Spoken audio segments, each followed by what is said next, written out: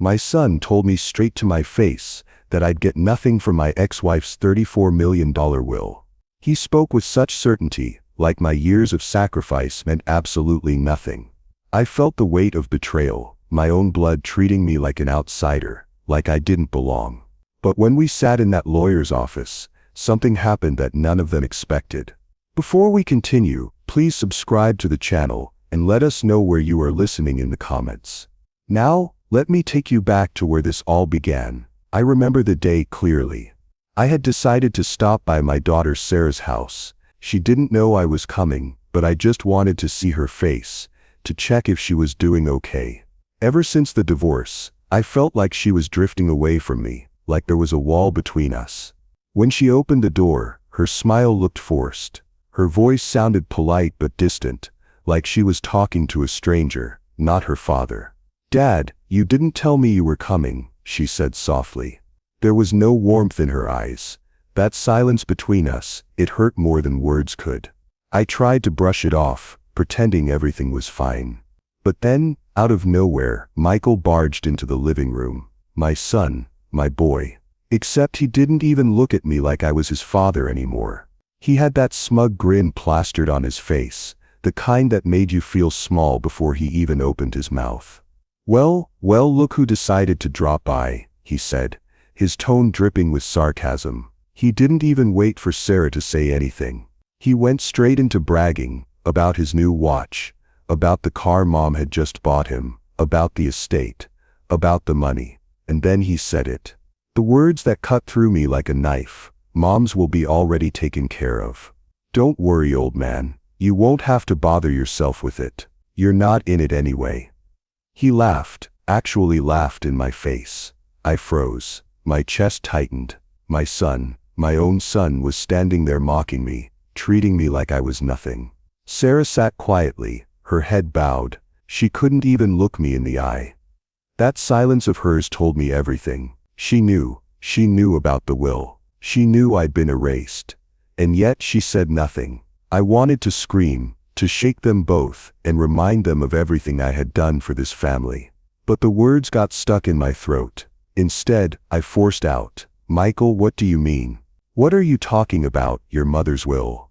He smirked, leaning back on the couch like a king, mocking his servant. "Don't act clueless. Mom made sure her empire goes where it belongs. Your history, Dad. You lost your place a long time ago." I could see Sarah flinch at his cruelty. Her hands trembled, and for a split second, guilt flashed across her face. But still, she stayed silent. That silence, it killed me. I realized then that Patricia, my ex-wife, had done more than just divorce me. She had poisoned my children against me. She had rewritten history, painting me as the outsider, the useless man who never mattered. I sat there, staring at my son, listening to his laughter, watching my daughter sink into her chair, and something inside me broke. But at the same time, something sparked. I stood up. My legs felt heavy, but my mind was racing. "Enjoy your fortune," I whispered, barely holding back my anger.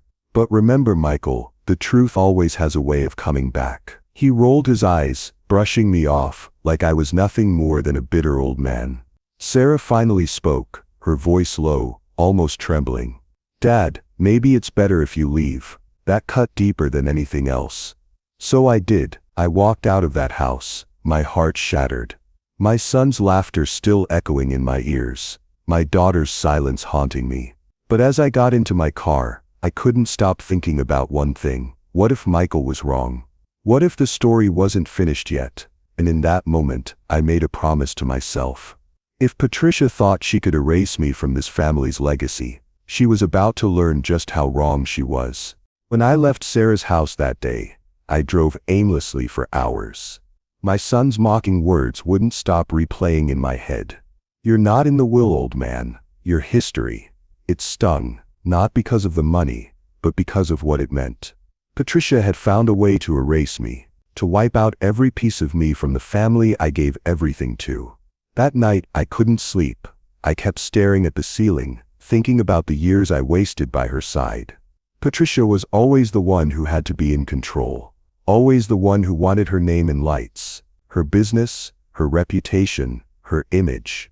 But what about me? I remembered the nights I stayed up helping her plan. I remembered when she had nothing but a dream and shaky hands, begging me to believe in her. I worked extra shifts, cut back on everything I wanted, just to pour money into her first shop. I built that empire with my sweat, and in the end, she kicked me out like garbage. The worst part, the custody battles. I still hear the judge's voice telling me I wasn't fit enough to raise my own kids. Patricia had the lawyers, the charm, the influence. I had nothing. And so I lost them. I lost my children before they even had the chance to know me. Now, all these years later, Michael laughed at me like I was a stranger. And Sarah, she sat there, frozen, unable to defend me. That silence cut deeper than anything Patricia ever did. My regret burned into anger, and that anger drove me to my old study, a dusty little room filled with boxes I hadn't opened in years. I pulled one box onto the table and ripped it open, old receipts, contracts, bank slips, my handwriting all over them, evidence of the sacrifices I made, every dollar I gave her, every step I helped her climb. And then, I found it. A folded, faded piece of paper, a letter.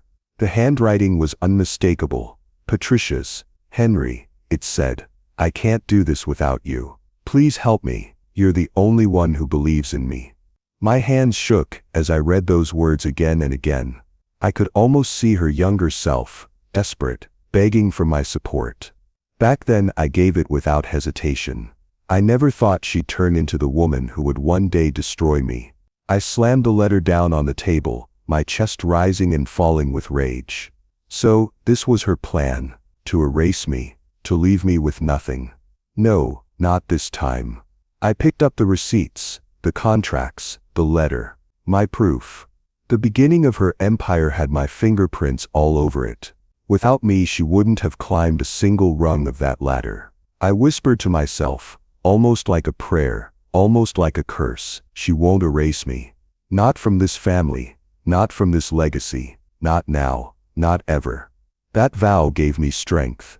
For the first time in years, I felt like I wasn't powerless anymore. I had something she couldn't deny. As I sat there in the dim light of my study, surrounded by the echoes of the past, I realized this was just the beginning. Patricia thought she had written me out of her story, but now, I was holding the proof that I was part of it all along. And deep inside, I knew this fight wasn't over. A week later, I got an unexpected call from Patricia. Her voice was sharp, as always, but this time she tried to sound polite. Henry, why don't you join us for dinner? Let's be civil for once. The kids will be there too. Civil, that word alone made my stomach turn. Patricia never did anything out of kindness. If she wanted me at that table, it wasn't because she missed me. It was because she had something planned. Still, I went. I had to. A part of me wanted to see my kids again, even if it meant walking into Patricia's trap. The night of the dinner, I arrived at her mansion. The place looked even bigger than before, almost like it was meant to remind me how far she had risen, and how far I had fallen. The moment I stepped inside, Michael was the first to greet me. He jingled car keys in his hand, smirking like a child showing off a new toy.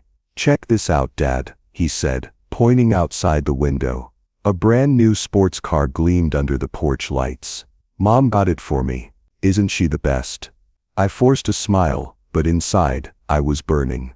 That was Patricia's favorite game, buying their loyalty. Drowning them in gifts so they'd forget the sacrifices I made when she had nothing. Sarah was there too, sitting quietly at the table. She glanced at me with soft eyes, but she didn't speak. It was as if she wanted to say something, but fear kept her silent. Patricia had that effect on people. She didn't need to shout, her presence alone could silence a room. When Patricia finally walked in, her cold smile froze the air. She greeted everyone except me, as if I were just a piece of furniture. Then she clinked her glass with a spoon, the sound ringing sharp in my ears. To family, she said, raising her glass. To loyalty, success, and the fortune that keeps us strong. Her words made my jaw tighten. I lifted my glass slowly, but my hand trembled. I couldn't ignore the way her eyes flicked toward me when she said fortune. The dinner dragged on. Michael kept bragging about his car. Patricia laughed at his every word, stroking his ego like she was molding clay in her hands. Sarah barely touched her food, her silence heavier than the clatter of silverware. I sat there, forcing myself to stay calm, forcing my lips to curl into polite smiles. But inside, I was boiling. Then came the moment Patricia had been waiting for. She leaned back in her chair, her smile sharp as a knife. "You know," she said casually, "it feels good to know my hard work has built something real. $34 million, and it's only going to the people who matter." Her eyes landed on me again, cold and mocking. Michael chuckled under his breath. Sarah stared down at her plate. That was when it hit me. This dinner wasn't about family. It wasn't about civility. It was a show. A staged performance meant to humiliate me. Patricia wanted me to see what I no longer had. She wanted to remind me that in her story, I was nothing more than a forgotten character. I swallowed hard, my throat dry. I didn't lash out. I didn't let her see me break. I sat there, smiling politely, my hands gripping the edge of my chair so tightly, my knuckles turned white. Because deep down I knew something she didn't. She thought I was weak. She thought she had won. But I had the receipts. I had the letter. I had the proof of what she owed me. And as she raised her glass high, toasting to her $34 million fortune, I made a silent promise to myself. The next time we sat across from each other, it wouldn't be at a dinner table. It would be in a place where the truth couldn't be twisted, and her smile would finally fade. A few days after that humiliating dinner, I was back at my small apartment. I tried to focus on work, but Patricia's words kept echoing in my head. $34 million, only for the people who matter. I felt invisible, erased. Then one evening, my phone rang. It was Helen Brooks, my old neighbor. She lived next door to Patricia's mansion for years, long before Patricia became rich. Helen was in her late 70s now, but her mind was sharp. "Henry," she said softly, "could you stop by? There's something you need to know." I didn't ask questions, I just went. When I arrived, Helen greeted me with a tired smile. Her little house smelled of old books and lavender. She made tea and motioned for me to sit down at her small wooden table. "I saw you at Patricia's last week," she said. "She still knows how to put on a show, doesn't she?" I nodded, bitterly. A show is all it was. Helen leaned closer, lowering her voice. "Henry, do you remember Leonard Price?" The name hit me like a slap. Leonard Price, Patricia's so-called business advisor. A slick man with a fake smile. I always had a bad feeling about him. Helen's eyes narrowed. I used to see Patricia and Leonard meeting late at night, in secret. Not just once, but many times. And it wasn't about friendship. They were planning things, hiding things. My chest tightened. "What do you mean hiding?" She sighed and reached under a drawer. Her hands shook as she pulled out an old folder. The paper edges were yellowed with age. "I shouldn't even have this," she whispered, sliding it across the table. "But years ago, a courier left it at my house by mistake. I never gave it back. Something in my gut told me it was important." I opened the folder. My eyes scanned the documents. Foreign account numbers. Offshore companies. Patricia's signature scattered across the pages. I froze. This wasn't just business. This was Patricia hiding millions. Helen placed her hand over mine. "Henry, I think a lot of her fortune isn't as clean as it looks. People like her don't rise that fast without stepping on others." Her words sank deep into me. I thought back to all my sacrifices, the nights I stayed up helping her write business plans, the money I poured into her first startup, the years I spent raising our kids while she chased deals. And here she was sitting on offshore accounts while making me feel like a failure. I shut the folder slowly, my heart pounding. "Helen, why are you telling me this now?" She looked me in the eye. "Because I saw your face at that dinner. She humiliated you. And Henry, you don't deserve to be erased. You were there at the start. You built that empire with her." Her words almost broke me. For the first time in years I felt someone was truly on my side. I left her house with the folder clutched tightly in my hands. The night air felt heavy, like it carried the weight of secrets long buried. I knew one thing for sure. Patricia wasn't just cruel, she was hiding something big. And now I had proof. Of course, using it wouldn't be easy. If Patricia found out I had these papers, she'd destroy me without hesitation. But for the first time, I felt a spark of hope. I wasn't powerless anymore. I looked up at the dark sky and whispered to myself, if I have to risk everything to uncover the truth, then so be it. Because if Patricia thought she could erase me, she was about to learn how wrong she was.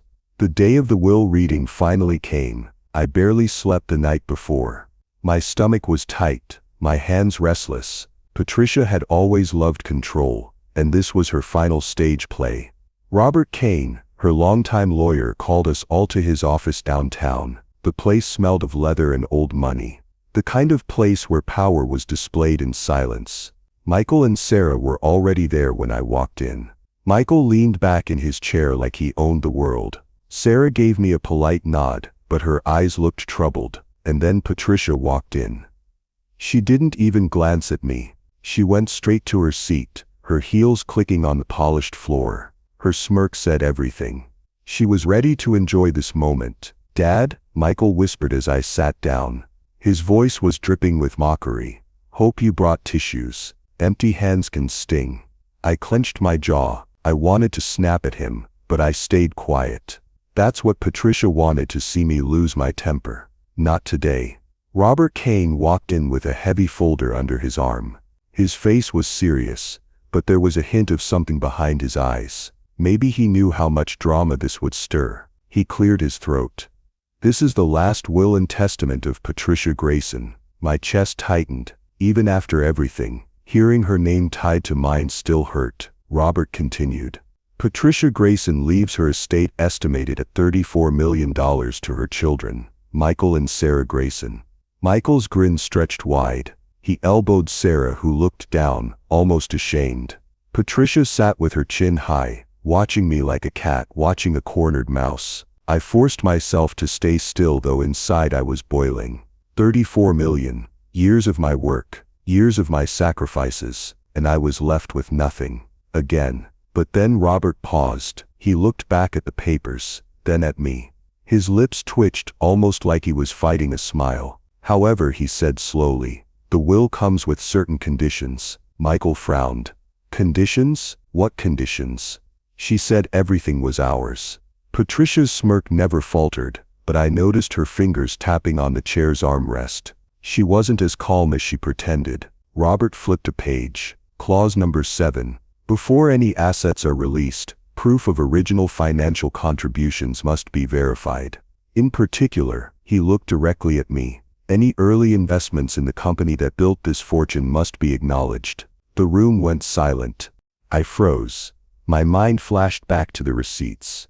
To the old letter from Patricia begging for my help. To every late night I poured my money and time into her dreams. Patricia shifted in her seat, her smirk fading for the first time. Michael slammed his hand on the table. "What the hell does that mean?" "He doesn't deserve a penny," Robert chuckled.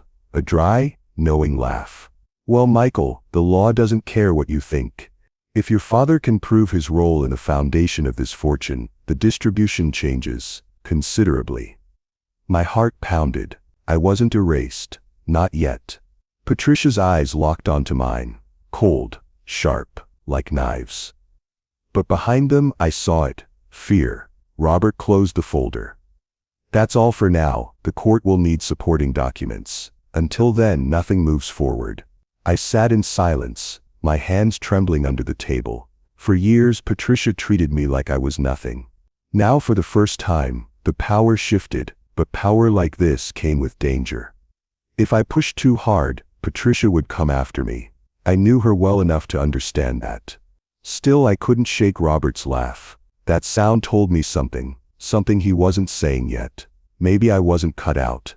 Maybe Patricia had already prepared traps I couldn't see. But one thing was certain. I had leverage now. Real leverage, and I wasn't about to waste it. I couldn't stay in that office another second. As soon as Robert closed the folder, I stood up and walked out. My chest was tight, and my steps were heavy. For years, Patricia made me feel invisible, and today was no different. Even with the will, Even with that clause, I felt like a pawn in her game. I pushed through the glass doors and stepped into the cool evening air. My hands shook as I pulled out a cigarette I didn't even light. I just needed something to hold, something to steady myself. Then I heard footsteps behind me. "Dad, wait." I turned. It was Sarah. Her face was pale, her eyes glassy like she'd been holding back tears. "What is it, Sarah?" I asked, my voice sharper than I meant. She bit her lip. "I hate it. The way Mom treats you, the way Michael mocks you. It's not fair." For a moment I froze. Out of all the cruelty in that room, I didn't expect this.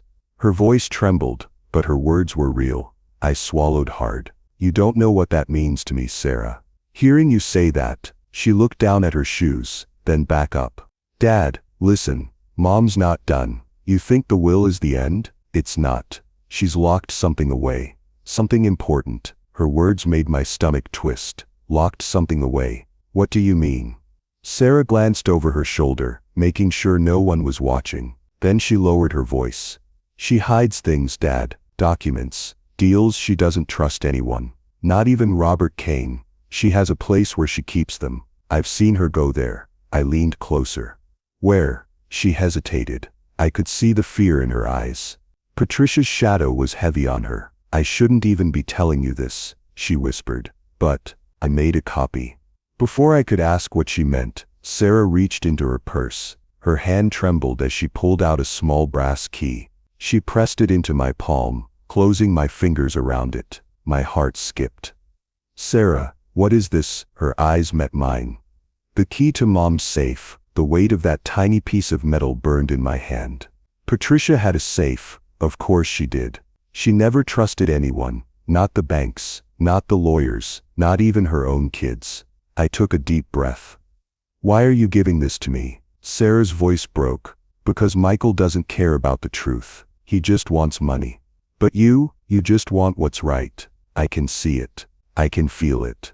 Her words hit me harder than she knew. For years I thought both of my children had turned against me. But here was my daughter, standing beside me, choosing me.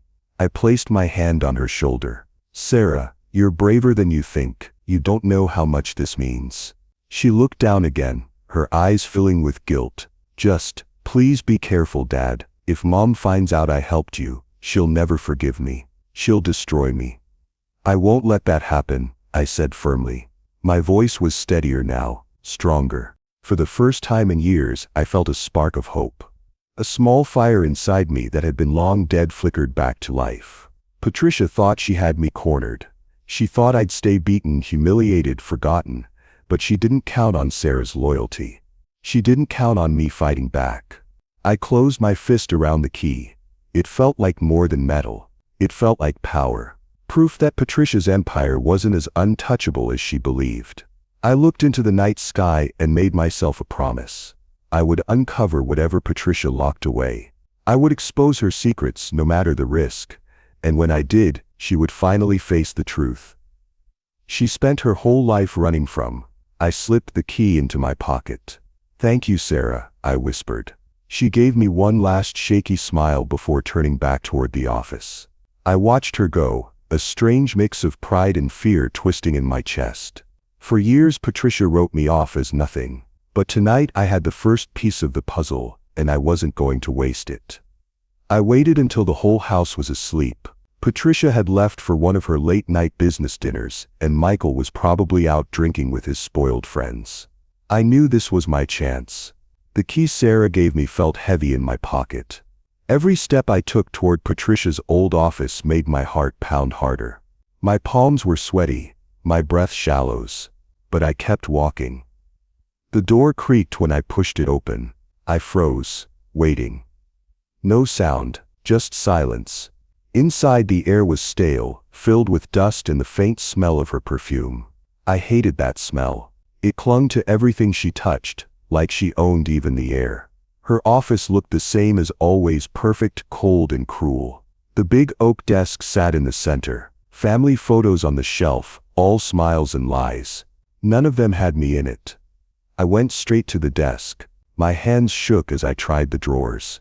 Locked. I pulled out the small brass key Sarah gave me. It slid in smooth, With a soft click, the first drawer opened. Stacks of papers, contracts, receipts, all neat, all organized. I flipped through them fast, my eyes scanning. Then my breath caught. It was my name. On paper after paper. Agreements signed years ago. Investments I had made when I was younger, when Patricia convinced me to support her dreams. But this wasn't just support. This was the foundation. My money, my savings, my sacrifices. They weren't gone. They weren't lost, like she told me. They had built everything she had today. I gripped the paper so tight it almost tore. My chest burned with rage. She lied to me. She destroyed me. She made me believe I was nothing, while standing on top of everything I gave her. I pulled out my phone, my hands trembling, and began taking pictures. Each page, each signature, each contract. My finger tapped the screen again and again, almost desperate. "This is mine," I whispered under my breath. "All of this is mine." Then I heard it. Footsteps. My body went cold. I shoved the papers back, closed the drawer, and ducked behind the desk. My breath came in sharp gasps. The footsteps grew louder. The doorknob turned. I crouched lower, pressing myself into the dark corner. The door opened slowly. I saw him. Michael.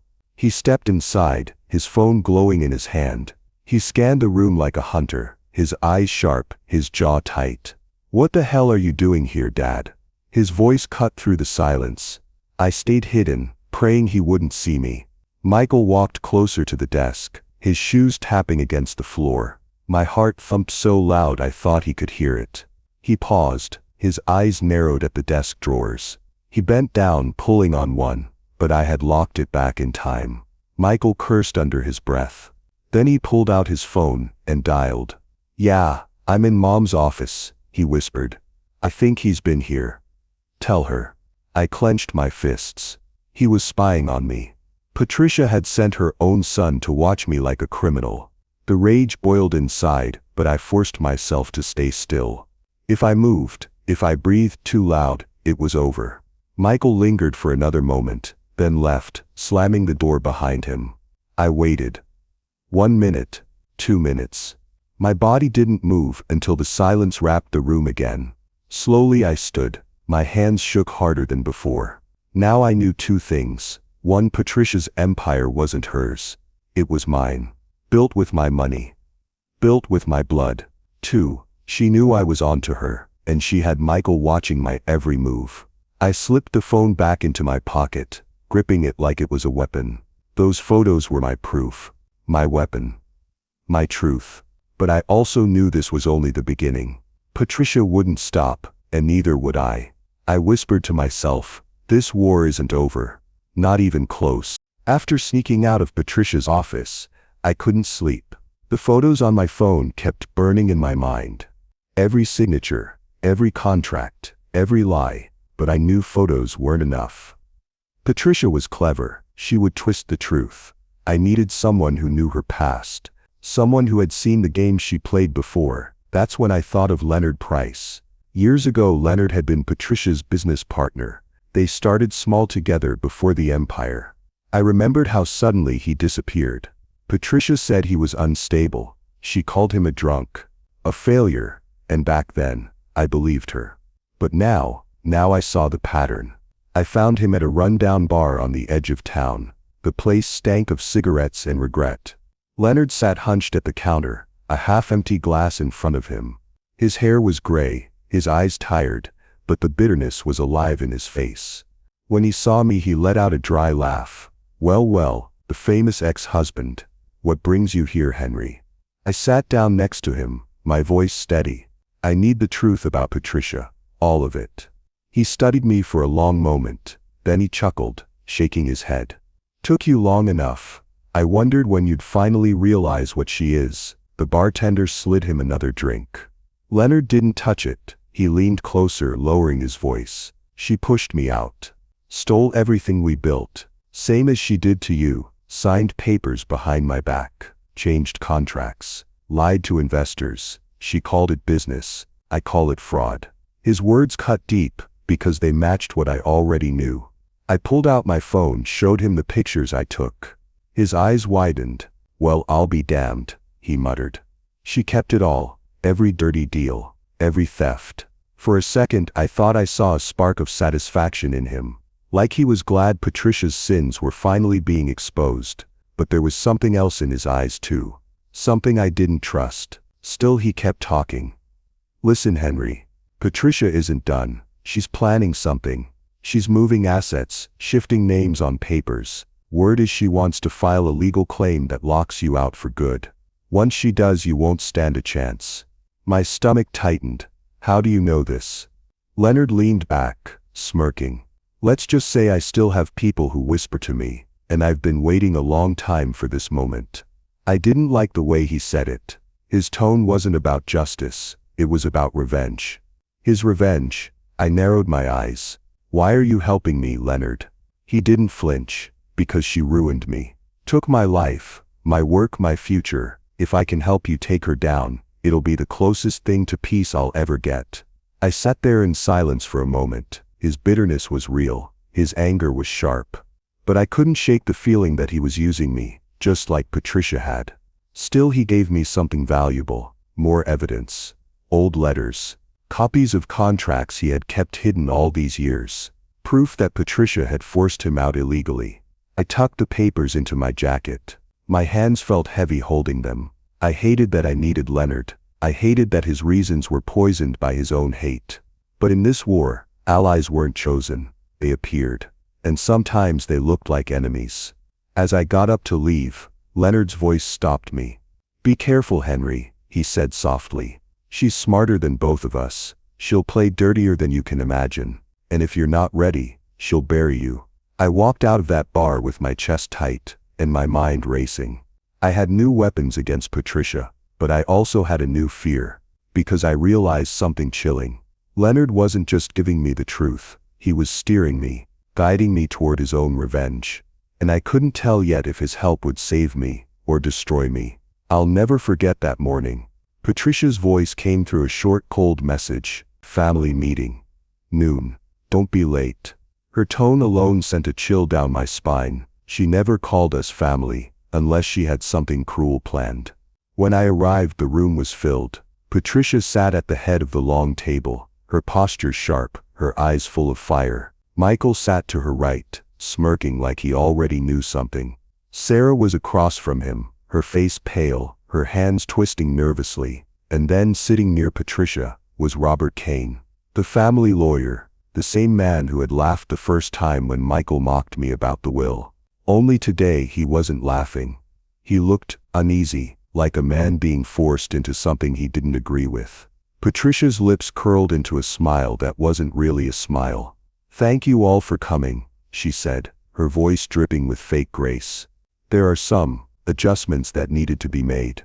I wanted you all to hear them together." Michael leaned back in his chair, arms crossed, smug. Sarah's eyes darted to mine, scared. My chest tightened. I didn't like where this was going. Patricia gave Robert a nod. He opened a folder and pulled out papers. My heart pounded as he began to read. "This," Robert said slowly, "is the newly updated last will and testament of Patricia Grayson." Sarah gasped. My jaw clenched. "A new will, already?" Robert's voice was heavy, almost reluctant. "In this will, I, Patricia Grayson, hereby leave the majority of my estate, my holdings and my assets, to my son, Michael Grayson." Michael's smirk grew wider. He leaned forward, as if the words were a crown being placed on his head. Robert continued. "A small portion is to be donated to select charities of my choosing. As for Henry Grayson and Sarah Grayson," his voice broke slightly, but Patricia's stare forced him onward, "they are to receive nothing." The room went silent. I felt my stomach drop. Sarah's chair scraped loudly against the floor as she stood, her eyes filling with tears. "Nothing?" she whispered. "Mom, you cut me out?" Patricia's face was stone. "You've been ungrateful, Sarah, disloyal. I can't reward betrayal. And Henry," she turned her gaze to me like a knife, "he has no standing in my empire. He contributed nothing. He deserves nothing." My fist tightened. My voice cracked with anger. "Nothing? Patricia, that empire was built on my money, my years of sacrifice. You know it, but Patricia only raised her chin higher. You invested, I multiplied. The law is clear, you're an outsider, and outsiders don't inherit. Sarah sobbed. This isn't fair, you're tearing us apart. Patricia's tone grew sharp, cruel. Life isn't fair, Sarah. Learn that lesson now. I looked at Robert. His eyes refused to meet mine. He shifted uncomfortably, his hands trembling slightly as he folded the papers back into the folder. It was clear he didn't like what Patricia was doing, but he wasn't strong enough to defy her. Michael finally spoke, his voice mocking. Looks like I win, Dad. Guess you'll be out of the picture for good now. Something inside me burned hotter than ever. Watching Sarah cry, watching Michael grin, watching Patricia pretend she was untouchable. It lit a fire I couldn't put out. Patricia thought she had buried me for good. She thought this new will was the end, but all it did was prove one thing.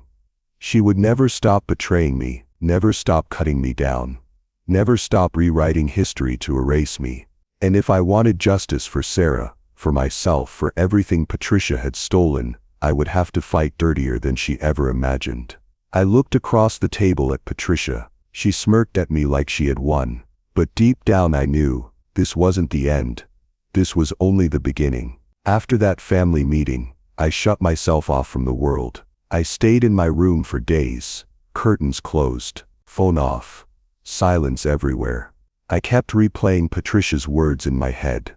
He has no standing in my empire. Those words cut deeper than any knife. Part of me wondered if she was right. Maybe I had wasted my life fighting her.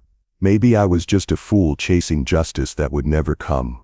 I thought about all the years I worked while she spent, all the nights I stayed up worrying about bills while she built her little empire on my back. And now, she erased me. She made me nothing. I can't lie to you. I broke down. I sat on the edge of my bed with my head in my hands. I felt small, defeated. That's when I heard a knock.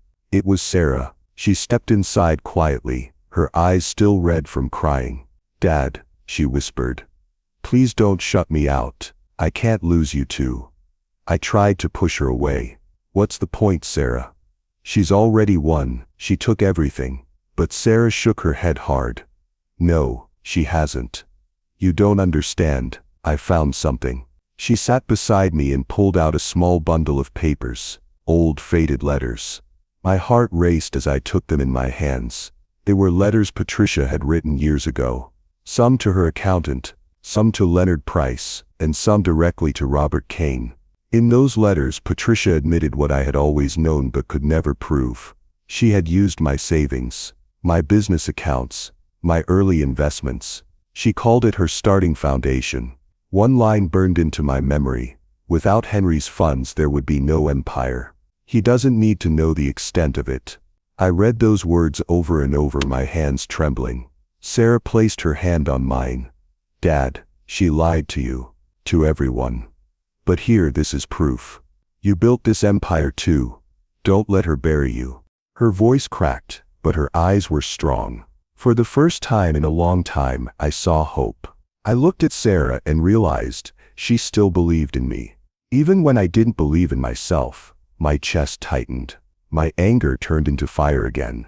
Patricia thought she had ended me with that will, but these letters, they could change everything. I stood up. All right. If she wants war, she'll have it. That night, I made a call. Not to a lawyer, not to a banker, to a journalist. Someone I trusted. Someone who hated corruption as much as I did. When he answered, I said only one thing. I have a story, and when it comes out, Patricia's empire will crumble. I hung up and sat back, feeling stronger than I had in weeks. For the first time, I had the upper hand. But then, something happened that I didn't expect. It was late. Almost midnight. I was about to head to bed when I heard a car pull into my driveway. I peeked through the window. It wasn't Sarah. It wasn't Michael. It was Robert Kane. Patricia's lawyer. He stood at my front door, looking around nervously, like he didn't want anyone to see him. My heart pounded. Why would he come here? Why now? I opened the door slowly. He looked me straight in the eyes. "We need to talk," he whispered. "But you can't tell Patricia I was here." When I opened the door that night and saw Robert Kane, I froze. Patricia's lawyer. The same man who had sat by her side every time she humiliated me in court. The same man who nodded like a puppet when she cut Sarah and me out of the will. And now he was at my door. Alone. Nervous. Looking over his shoulder. I didn't say anything at first. I just stood there, my hand gripping the door frame. "What do you want, Kane?" He swallowed hard. "Can I come in, please?" Patricia can't know I was here. Something about the way his voice cracked made me pause. Against my better judgment, I stepped aside. He walked in quickly, almost like he was afraid someone was watching. We sat in my living room. The air was heavy. I could hear the ticking of the old clock on the wall. Kane rubbed his hands together, his face pale. Finally he spoke. "Henry, I've made mistakes. Big ones." I narrowed my eyes. Yeah, working for Patricia was mistake number one. He flinched, but he didn't argue. "You're right, she paid me. She bribed me to bury things. To hide evidence that could have changed everything." My stomach turned. Hearing him say it out loud made my blood boil. Evidence? What kind of evidence? He hesitated, then pulled out a thin folder from his briefcase. He slid it across the table toward me. Contracts. Forged ones. Patricia had me draft fake agreements to make it look like certain assets belonged solely to her. She forced me to notarize things I knew weren't real. My hands shook as I opened the folder. Inside were documents with Patricia's signature, company seals, fake witness names. It was all there. Proof that she had manipulated her empire on lies. I looked up at him sharply. "Why are you giving this to me now?" Kane leaned forward, lowering his voice. "Because she's planning something even bigger. She's going to use that updated will to wipe you out completely. Not just financially, your reputation too. She's already drafting statements to the press. She wants you painted as a greedy, bitter ex who never deserved a dime." My chest tightened. Patricia wasn't satisfied with cutting me off. She wanted to destroy my name. Erase my dignity. I clenched my fists. "And you expect me to believe you suddenly grew a conscience?" He met my eyes for the first time. His voice shook. "No, I don't expect you to trust me. But I can't do this anymore. I've spent years cleaning up her mess, hiding her fraud. And it's eating me alive. If the bar finds out, my career is over anyway. But if I help you, maybe I can save a piece of my soul." His words hit me harder than I expected. This was a man who had lived in Patricia's shadow, just like me. Maybe for him, it wasn't love or family, it was fear and money. And now he was cracking. I studied him for a long moment. "So what do you want from me, Kane?" He leaned back, exhaling. "Protection. If this blows up, Patricia will come after me with everything she's got. I need to know you won't throw me under the bus. You'll use the evidence, but you'll keep me out of it." I stared at the folder again. These papers could destroy Patricia's entire empire. They were dangerous. But trusting Kane, that was just as dangerous. I finally said, "You're risking your whole career just by being here. If Patricia finds out, she can't." He interrupted quickly. "That's why I came to you directly. I'm gambling everything on you, Henry. Don't make me regret it." I sat there in silence, the folder heavy in my lap. My instinct screamed not to trust him. But deep down, I knew he was telling the truth. His fear was real. And with this evidence, I finally had the weapon I needed. As Kane stood to leave, he looked at me one last time. "Think carefully. Those contracts could ruin her overnight. But once you use them, there's no going back." Then he slipped out into the night, leaving me alone with the proof of Patricia's lies and the impossible choice of whether to trust her own lawyer. The night after Kane left my house, I didn't sleep. I sat at the table staring at the folder he gave me. Each page felt like a weapon. Proof of Patricia's lies, proof that she built her empire on fraud. By morning my mind was made up. I wasn't going to let her win again. I called the journalist I trusted, someone Sarah had introduced me to months earlier. Her name was Linda Marks. She had a reputation for digging up the truth, no matter how powerful the person she was up against. When she picked up, her voice was calm. "Henry, you sound different. What happened? I lowered my voice, even though I was alone. I have documents. They prove Patricia forged contracts. If I give them to you, can you protect me? There was a pause, then she said, bring them. This could change everything. A few hours later, I slid the folder across her desk. She scanned through the pages, her eyes widening. This isn't just bad, this is criminal. If this gets out, Patricia's whole image is finished. I nodded, my chest tight. Then do it, publish it. And she did. Within 24 hours, every major news outlet was running the story. Headlines screamed across the screen, Patricia Grayson accused of fraud. Multi-million-dollar empire built on lies. I watched it unfold like a storm sweeping the city. Patricia's perfect mask was cracking, and the world was seeing what she really was. But not everyone saw me as the hero. Michael stormed into my driveway the next morning. He slammed his car door so hard the sound echoed. His face was red with rage. You, he shouted, pointing at me. You did this. You destroyed Mom's name. I stood firm.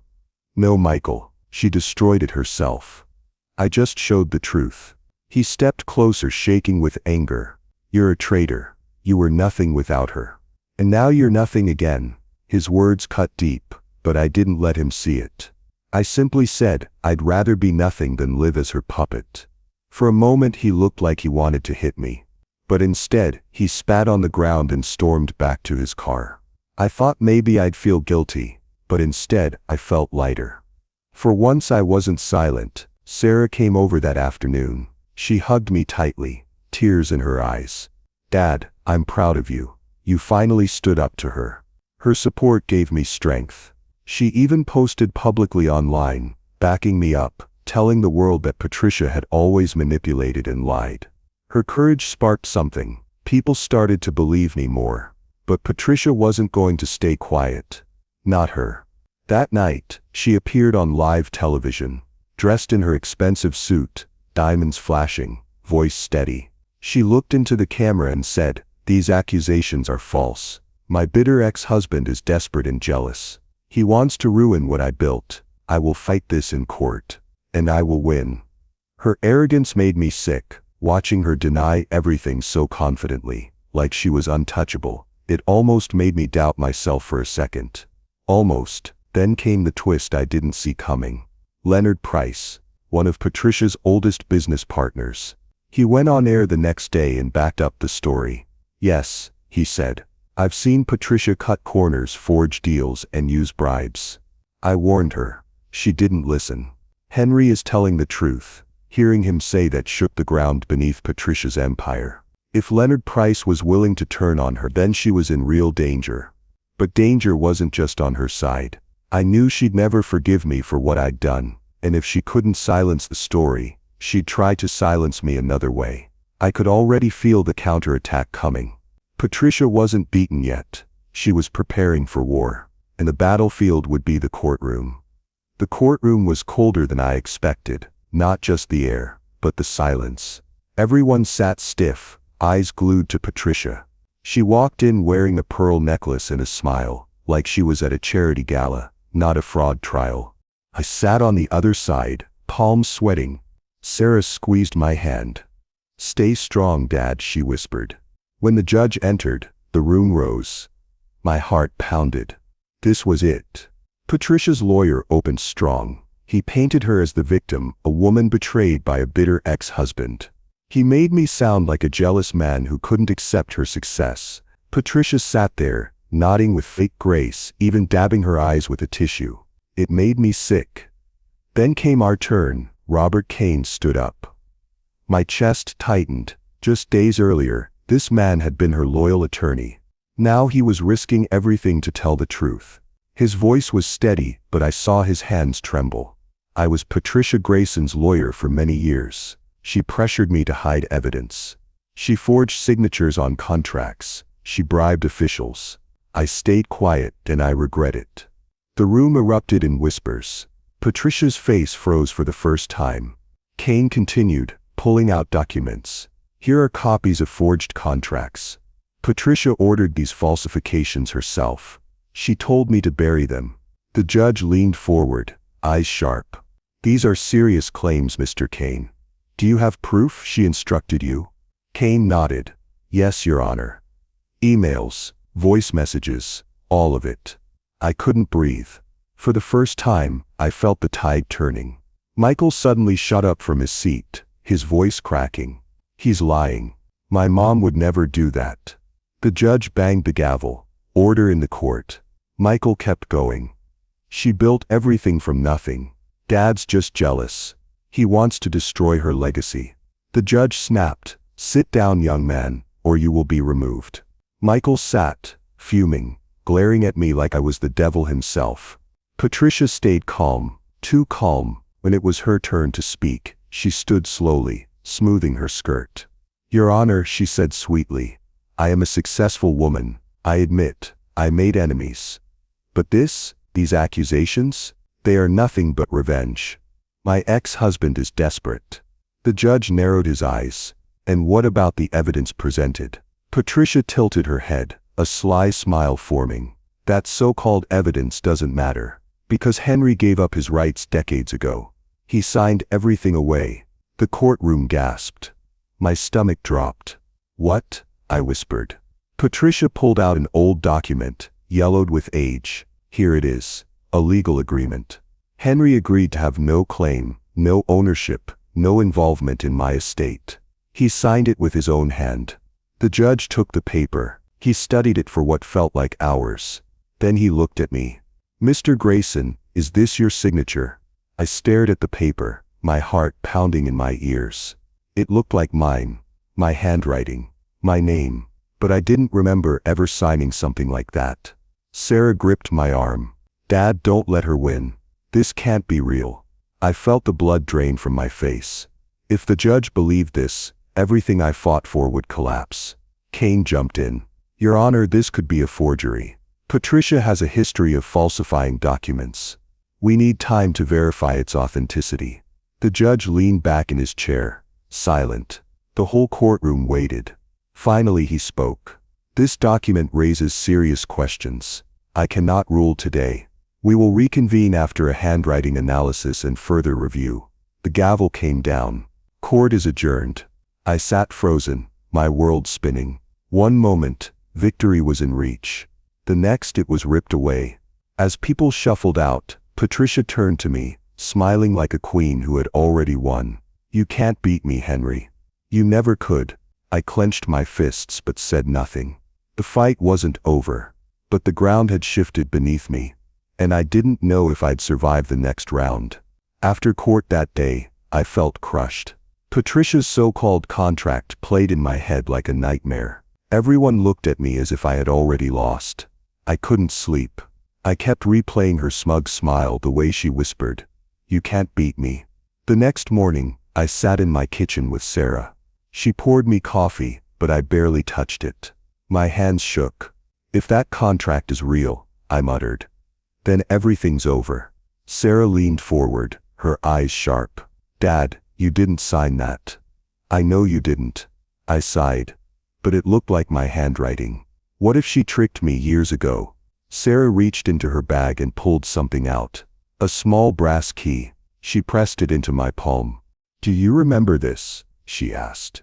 I blinked. "Where did you get this?" "From Patricia's desk weeks ago. I thought it might be important." I didn't know why. Now I think it's the key to her private drawer. Hope sparked inside me, just a flicker, but it was enough to get me moving again. That night we drove to Patricia's office building. My heart pounded the whole way. I knew it was a risk. If we were caught, I could be charged with trespassing. But the thought of losing to her lies was worse. The building was dark, almost empty. We slipped inside. Every step echoed down the hallway. My chest tightened, but Sarah held onto my arm. We reached Patricia's office. The desk sat there, polished and perfect, like a throne. I pulled the drawer handles one by one, but they were locked. Then I remembered the key. My fingers trembled as I slid it into the smallest drawer. Click, it opened. Inside was a stack of folders, neat and untouched. At the very bottom, wrapped in a manila envelope, was a contract. My contract. I pulled it out slowly. My name was there, my signature too, but this one was real. clear, untouched. The agreement gave me full rights, no sign of the lies Patricia had shoved in front of the judge. Sarah gasped. Tears filled her eyes. "Dad, this changes everything." I felt the weight lift off my chest. I wasn't crazy. Patricia had forged that other paper, and now I had the truth in my hands. We rushed to Kane's office. It was late, but he answered the door in his robe, shocked to see us. "Kane," I said, holding out the envelope. "This is it, the original." She lied. He spread the contract across his desk. His jaw dropped. "This is gold. With this, Patricia doesn't just lose the case, she loses everything." I leaned forward. "Are you sure?" He nodded firmly. "I'll prepare it for court. The judge will see the forgery. Patricia's empire is finished." I exhaled for what felt like the first time in days, but then the door slammed open. Patricia stormed in, her face twisted with rage. "You think you can steal from me?" she hissed, pointing at me. "You broke into my office. That contract is mine." I held it tight against my chest. "No, Patricia, it's mine. It always was." Her eyes burned with fury. For the first time I saw fear hiding behind that arrogance. She knew she was cornered. Kane stood tall. "Mrs. Grayson, this document will be presented to the court. Your lies won't hold up anymore."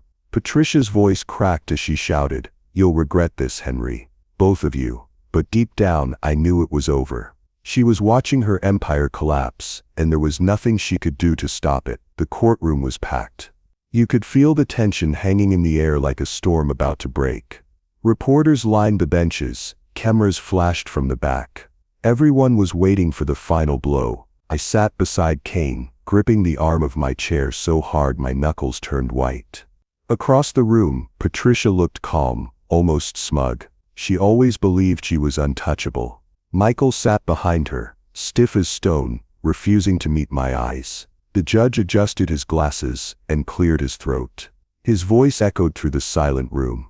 "After reviewing the evidence presented, including the original contract discovered by Mr. Grayson and confirmed by expert analysis, this court rules in favor of Henry Grayson." My chest tightened. I could hardly breathe. The judge continued, his words slicing through Patricia's world. "Patricia Grayson knowingly presented forged documents to this court. Her claims are invalid. Mr. Grayson's rights remain intact. Furthermore, this court acknowledges that a significant portion of Patricia's empire was built on Henry Grayson's original investments and contributions. Restitution will be determined."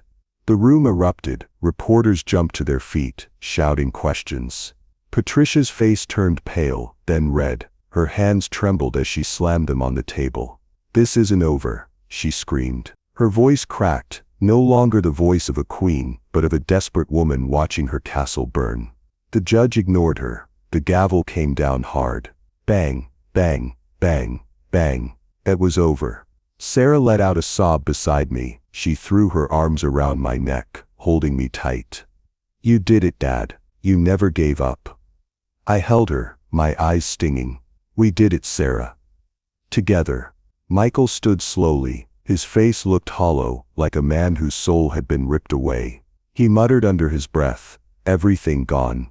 Then he walked out, his head low, swallowed by the cameras waiting outside. Leonard Price stood in the corner, arms crossed, a sly grin on his face.